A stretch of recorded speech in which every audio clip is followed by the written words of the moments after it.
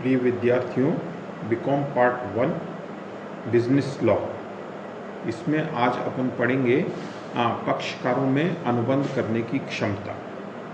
देखिए, जब वैध अनुबंध के आवश्यक लक्षण का अपन ने अध्ययन किया था तो उसमें अपन ने एक लक्षण ये भी देखा था कि वैध अनुबंध का निर्माण जब ही संभव है जब पक्षकारों में अनुबंध करने की क्षमता हो। यानी अगर पक्षकारों में अनुबंध करने की क्षमता है जब तो अनुबंध का निर्माण संभव है, और अनुबंध करने की क्षमता नहीं है तो फिर अनुबंध का निर्माण नहीं हो सकता है। तो ये अनुबंध करने की क्षमता क्या होती है, किस में होती है, इन सब बारे में आज अपन अध्ययन करेंगे। देखिए, कॉन्ट्रैक्ट एक्ट ये कहता है कि अनुबंध करने की क्षमता से तात्पर्य ये है कि प्रत्येक वह व्यक्ति अनुबंध करने के योग्य है जो संबंधित राजनियम द्वारा वयस्क आयु का है, स्वस्थ मस्तिष्क का है और जिसे अनुबंध करने के अयोग्य घोषित नहीं किया गया है। यानी कॉन्ट्रैक्ट एक्ट ये कहता है कि व्यक्ति का वयस्क होना जरूरी है, पहली बात। दूसरा, व्यक्ति का स्वस्थ मस्तिष्क का होना जरूरी है। और तीसरी बात कि उसे अनुबंध करने के अयोग्य घोषित न किया गया हो।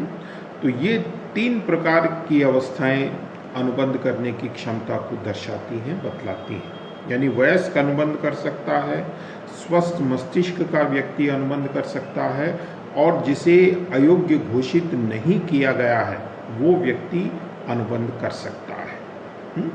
तो दूसरे शब्दों में आप इसी बात को इस रूप में बतला सकते हैं कि जो अवयस्क व्यक्ति है, अस्वस्थ मस्तिष्क वाला व्यक्ति है और अनुबंध करने के अयोग्य घोषित जो व्यक्ति है, इन 3 को यदि हम छोड़ दें तो शेष सभी व्यक्ति अनुबंध करने की योग्यता रखते हैं, क्षमता रखते हैं। और अनुबंध करने की योग्यता है जब ही अपन ने देखा है कि अनुबंध का निर्माण संभव है। तो अब इनके बारे में और अपन थोड़ा विस्तार से अध्ययन करेंगे। देखिए, इसमें पहला पॉइंट आता है कि वयस्क व्यक्ति अनुबंध करने की क्षमता रखता है, यानी अवयस्क व्यक्ति अनुबंध करने के अयोग्य है। अब ये अवयस्क कौन होता है?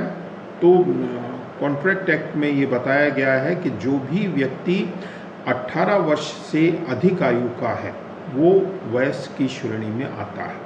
यानी 17 साल 364 दिन तक अवयस्क है, माइनर है, और माइनर होने के कारण वो अनुबंध करने की क्षमता नहीं रखता है। जैसे ही वो 18 वर्ष का होता है वो वयस्क हो जाता है और अनुबंध करने के योग्य मान लिया जाता है। देखिए, कॉन्ट्रैक्ट एक्ट का अवयस्क को अयोग्य मानने का एकमात्र कारण, आधार यही है कि कॉन्ट्रैक्ट एक्ट ये मानकर चलता है कि अवयस्क व्यक्ति में सोचने समझने की अभी पूरी परिपक्वता, मैच्योरिटी नहीं है। इसलिए कोई भी व्यक्ति उनको बहुत सहज, आसानी से अपने प्रभाव में ले सकता है, उनके निर्णयों को प्रभावित कर सकता है, और उसके साथ यानी अवयस्क के साथ वो कोई छल कपट या बेईमानी बहुत आसानी से कर सकता है। तो इसलिए अवयस्क को प्रोटेक्ट करने की दृष्टि से हम उसे अनुबंध करने के अयोग्य मानते हैं। लेकिन ये तो नियम की बात हुई कि अवयस्क अनुबंध नहीं कर सकता है, लेकिन अवयस्क के संबंध में कॉन्ट्रैक्ट एक्ट में कुछ नियम, कुछ बातें भी जो हैं वो बताई गई हैं, जो इस प्रकार से। देखिए, सबसे पहला अवयस्क के संबंध में ये पॉइंट आता है कि अवयस्क के साथ हम जो भी ठहराव करते हैं वो व्यर्थ होते हैं, वॉइड होते हैं, वॉइडेबल यानी व्यर्थनीय नहीं। देखिए, शुरू में हमारी ये मान्यता थी, ये धारणा थी कि अवयस्क के साथ हम अगर कोई भी ठहराव करते हैं तो वो व्यर्थनीय होता है, वॉइडेबल होता है। वॉइडेबल का मतलब क्या होता है कि पीड़ित पक्षकार यदि उसको चाहे तो स्वीकार कर सकता है और चाहे तो अस्वीकार कर सकता है। लेकिन एक बहुत इम्पॉर्टेंट केस हुआ मोहरी बीबी वर्सेस धर्मोदास घोष का।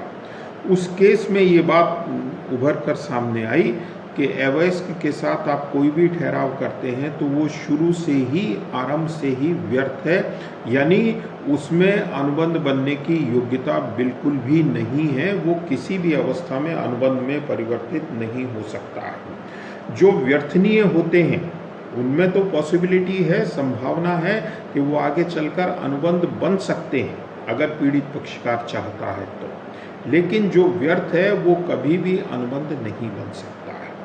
तो अवयस्क के संबंध में पहली बात कि अवयस्क के साथ कोई भी आप ठहराव करते हैं तो वो व्यर्थ माना जाए, व्यर्थनीय नहीं। दूसरी बात कि अवयस्क अपने जीवन की आवश्यकता पूर्ति के लिए ऋण ले सकता है, यानी ये बात तो ठीक है कि वो अनुबंध करने के अयोग्य है, लेकिन कुछ अवयस्क ऐसे भी हो सकते हैं जिनके मान लीजिए पेरेंट्स, माता पिता नहीं हैं, संरक्षक नहीं हैं, तो उनको तो फिर अपना जीवन यापन जो है वो बहुत मुश्किल, कठिन हो जाएगा। तो इसलिए ये प्रावधान किया गया है कि अवयस्क व्यक्ति अपने जीवन की आवश्यकता पूर्ति के लिए, देखिए जीवन की आवश्यकता ये अंडरलाइन शब्द है, यानी आप अपनी विलासिता के लिए, अपनी मौज मस्ती के लिए, अपनी शौक के लिए अगर कोई ऋण लेते हैं तो वो तो संभव नहीं है, लेकिन आपकी जो मिनिमम रिक्वायरमेंट है, यानी जिसके बिना आपका जीवन यापन संभव नहीं हो सकता है, उन आवश्यकता पूर्ति के लिए यदि आप कोई ऋण लेते हैं तो उसको वैध माना जाता है, उसको कानून जो है मान्यता देता है। तो कोई भी अवयस्क व्यक्ति अपनी मिनिमम, न्यूनतम आवश्यकताओं की पूर्ति के लिए यदि कोई ऋण लेता है तो उसको हम स्वीकार करते हैं, उसको मान्यता दी जाती है। फिर तीसरी बात कि अवयस्क अगर अपने अवयस्क काल में कोई ठहराव करता है तो वयस्क होने पर उसकी पुष्टिकरण संभव नहीं है, यानी रेक्टिफिकेशन नहीं हो सकता है। इसका तात्पर्य ये है कि देखिए, मान लीजिए किसी अवयस्क ने कोई ठहराव किया और साथ ही वो ये कह रहा है कि साहब मैं 2 दिन में या 5 दिन में वयस्क हो जाऊंगा और वयस्क हो जाने के बाद मैं इसी ठहराव को स्वीकार कर लूँगा, मान लूँगा, यानी इसी ठहराव की मैं पुष्टि कर दूँगा। तो ये उसकी बात कोई मायने नहीं रखती है, चाहे वो ऐसा मौखिक रूप में कहे, चाहे लिखित रूप में कहे, और चाहे वो स्टाम्प पर लिख कर भी दे, तो भी उसकी इस बात की कोई वैधता हम नहीं मान सकते। तो अगर कोई अवयस्क ये कह रहा है कि वयस्क होने पर वो उसको स्वीकार कर लेगा, उसकी पुष्टि कर देगा, तो उसकी कोई मान्यता नहीं है, उसका कोई मतलब नहीं होता। फिर अगली बात कि यदि अवयस्क के संरक्षक यानी उसके माता पिता अवयस्क के लिए कोई ठहराव करते हैं तो वो मान्य होता है, यानी वो अनुबंध बनने की योग्यता रखता है।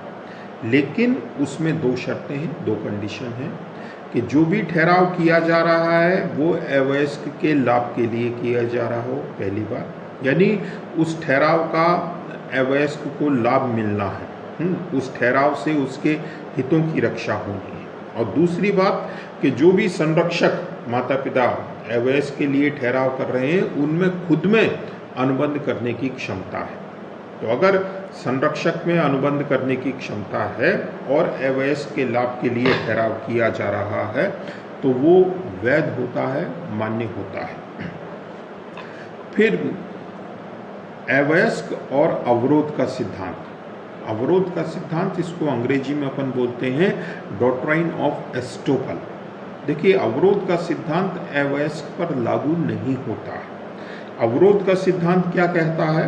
देखिए, अवरोध का सिद्धांत का सीधा सा मतलब ये है कि आप जो भी बात कहते हैं उन आपकी कही गई बातों के आधार पर आपको उत्तरदायी ठहराना, यह अवरोध का सिद्धांत। आपने बैंक से एक लोन ले लिया और ये बताया कि साहब मेरी 4 फैक्ट्री हैं, आर्थिक स्थिति मेरी बहुत अच्छी है। अब बैंक आपको इसी आधार पर आपको रिस्पॉन्सिबल ठहरा सकता है कि साहब आपने कहा है कि मेरी 4 फैक्ट्री हैं, तो आप उन 4 फैक्ट्रियों में से किसी एक को बेचकर हमारे लोन का पेमेंट कीजिए। लेकिन अवयस्क पर यह सिद्धांत लागू नहीं होता है। क्यों लागू नहीं होता है? क्योंकि कानून ये मानता है कि अवयस्क तो बच्चा है, उसने कुछ कह दिया तो उसकी कही गई बातों के आधार पर उसको हम जिम्मेदार नहीं ठहरा सकते। तो इसीलिए अवयस्क अगर कुछ भी कहे तो हम उसकी कही गई बातों के लिए उसे जिम्मेदार नहीं ठहरा सकते। फिर प्रतिभू के रूप में अवयस्क जो है वो जिम्मेदार नहीं होता है, उत्तरदायी नहीं होता है। यानी अगर मान लीजिए किसी व्यक्ति ने अवयस्क की गारंटी दी है, तो गारंटी देने वाला पक्षकार उत्तरदायी होता है, ये बात अपन सभी जानते हैं। लेकिन बाद में जिस पक्षकार ने गारंटी दी है, जिसको हम प्रतिभू कहते हैं, वो उस पक्षकार से वसूली करने का अधिकार रखता है जिसकी उसने गारंटी दी है, यानी जिसको हम मूल ऋणी के नाम से जानते हैं। लेकिन अगर मान लीजिए मूल ऋणी अवयस्क है तो फिर प्रतिभू के प्रति उसकी जिम्मेदारी नहीं रहती है, यानी प्रतिभू उससे वसूल करने का अधिकार नहीं माना जाता है। फिर अवयस्क और विनिमय साध्य प्रलेख। विनिमय साध्य प्रलेख से मतलब है अपना बिल ऑफ एक्सचेंज है, चेक है, हुंडी है, ड्राफ्ट है। देखिए, इनके संबंध में कानून ये कहता है कि अवयस्क जो है वो इनके संबंध में ठीक उसी प्रकार से कार्यवाही कर सकता है जैसे कि एक वयस्क व्यक्ति करता है। यानी वो चेक पर साइन कर सकता है, प्राप्त कर सकता है, दूसरे को दे सकता है, उसका एंडोर्समेंट कर सकता है, वो सारी कार्यवाही वयस्क व्यक्ति के समान कर सकता है। लेकिन इनके संबंध में वो व्यक्तिगत रूप से जिम्मेदार नहीं होगा।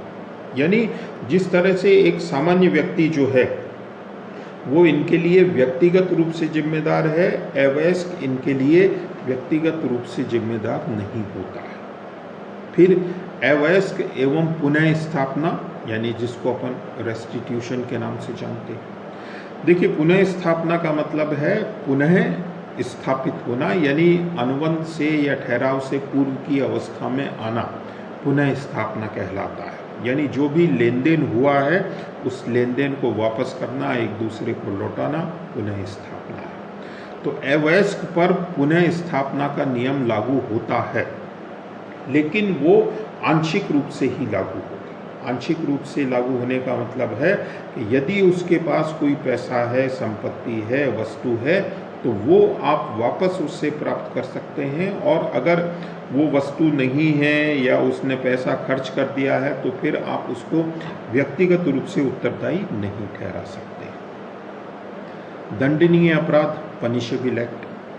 तो कानून ये कहता है कि अगर कोई अवयस्क व्यक्ति कोई अपराध करता है जिसके लिए सजा का प्रावधान है, तो हम उसको सजा तो देते हैं, लेकिन अवयस्क की सजा जो है वो उतनी कठोर या जटिल नहीं होती है जितनी कि एक वयस्क व्यक्ति की होती है। यानी अगर एक ही समान अपराध है तो वयस्क पक्षकार को, वयस्क व्यक्ति को ज़्यादा कठोर सजा मिलेगी, और अवयस्क व्यक्ति की सजा जो है वो उसकी तुलना में कम होगी।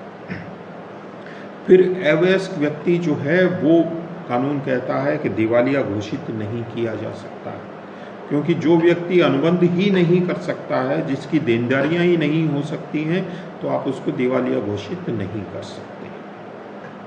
फिर अवयस्क के साथ जो भी व्यक्ति ठहराव करता है तो उसमें केवल अवयस्क को ही हम जिम्मेदार ठहरा सकते हैं, उसके माता पिता या संरक्षक उनका इस संबंध में कोई दायित्व नहीं बन सकता है।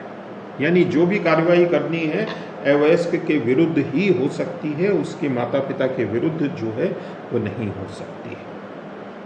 फिर अवयस्क को हम एजेंट बना सकते हैं, लेकिन वो व्यक्तिगत रूप से जिम्मेदार नहीं होता है।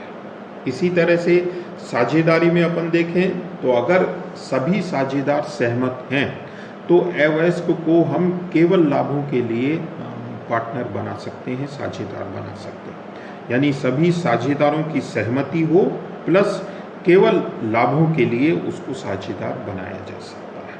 और कंपनी में अंशधारी के संबंध में अगर कंपनी का पार्षद अंतर नियम अनुमति देता है तो एक अवयस्क को हम अंशधारी बना सकते हैं, लेकिन यहाँ भी वही बात है कि वो कॉल्स के संबंध में व्यक्तिगत रूप से जिम्मेदार उत्तरदायी नहीं ठहराया जा सकता है। तो ये अवयस्क के संबंध में कुछ प्रावधान, कुछ व्यवस्थाएं हैं जो कॉन्ट्रैक्ट एक्ट में बताई गई है।